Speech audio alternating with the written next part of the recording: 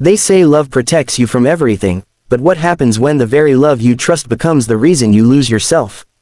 Stay with me, because this isn't just a story about betrayal, it's about the moment everything breaks, and the truth you can't escape even if you try. I used to believe I had the perfect marriage. My husband wasn't just a partner, he was my safest place. He remembered the smallest things, like how I liked my tea or the songs that made me smile on quiet evenings. He worked hard, came home tired, yet still found time to ask me how my day was. People envied us, and honestly, I did too. But love, no matter how deep, can't fill the emptiness you refuse to admit exists. It started small. Loneliness doesn't arrive loudly, it whispers. My husband got busier. Promotions, late nights, constant pressure. I told myself it was temporary, that this was what building a life looked like. But nights became quieter, conversations shorter, the warmth between us, colder. That's when his friends started visiting more often. He was everything my husband wasn't at that moment, present, attentive, listening. He laughed at my jokes, noticed my silence, asked questions my husband didn't have time to ask anymore. I didn't realize when comfort turned into something dangerous. You don't wake up one day and decide to betray someone you love. It happens in moments you justify. Conversations that linger a little longer. Smiles that last a second too much. And one night, one terrible, irreversible decision. My husband was upstairs, asleep after another exhausting day. And downstairs, I crossed a line I can never uncross. The silence after was louder than anything I had ever heard.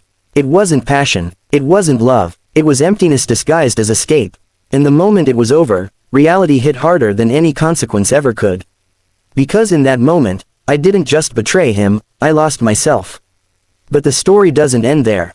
Because the real question isn't why it happened, it's what happens when the truth refuses to stay hidden. The next morning, everything looked normal. Too normal. My husband smiled at me the same way he always did, kissed my forehead, asked if I slept well. And I felt like I was standing in a life that no longer belonged to me. Guilt is a strange thing.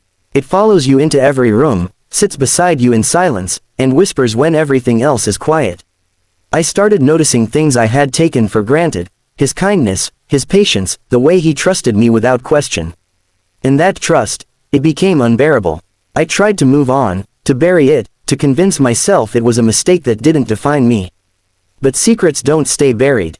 They grow, they change you, they show up in your eyes, your voice, your distance. And he noticed. One evening, he asked me a simple question, "Are you happy?"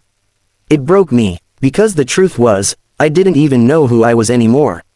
The woman he loved, she wouldn't have done what I did. Days passed, and the weight became too much. I realized something painful. He deserved the truth, even if it destroyed everything. Because love built on lies isn't love, it's just time waiting to collapse. So I told him. I expected anger. I expected shouting, tears, maybe even hatred. But what I didn't expect was silence. The kind that feels heavier than any scream. He looked at me like he didn't recognize me. Not with rage, but with heartbreak so deep it didn't need words. And in that moment, I understood something I wish I had realized earlier. Being loved deeply is a responsibility, not a guarantee.